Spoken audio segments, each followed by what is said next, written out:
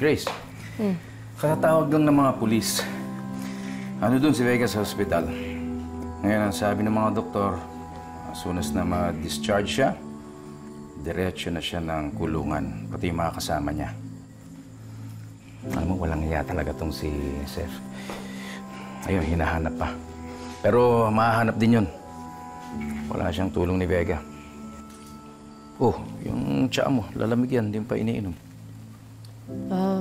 May iniisip lang ako. Is this about Venus? Nagbago na ba yung desisyon mo? Na baliwalain na lang lahat? Hindi. Napatawad ko na siya at hindi ko nababawiin yun, Carlos. I'm just checking. Kaya ba, Carlos, hindi mo pa rin mapatawad yung mama mo? Alam mo, Grace, hindi ganun kadali magpatawad eh.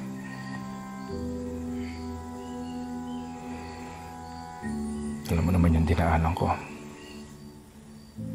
Maraming nawala sa buhay ko, maraming nagbago sa buhay ko. Nanay ko pa naman siya. And she's supposed to be there to protect me from pain. Pero hindi, anong ginawa niya? Siya pa yung naunang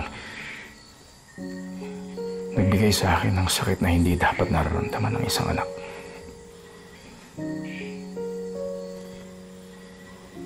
Carlos. Carlos. Alam mo, kahit hindi ko basahin yung luha mo, alam ko nasasaktan ka. Nasasaktan ka kasi mahal mo ang mama mo.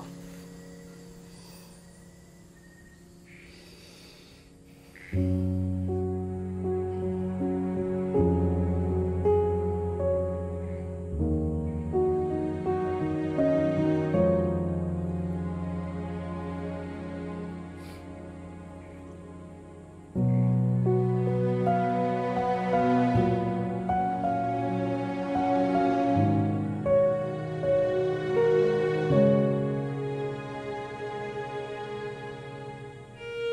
you.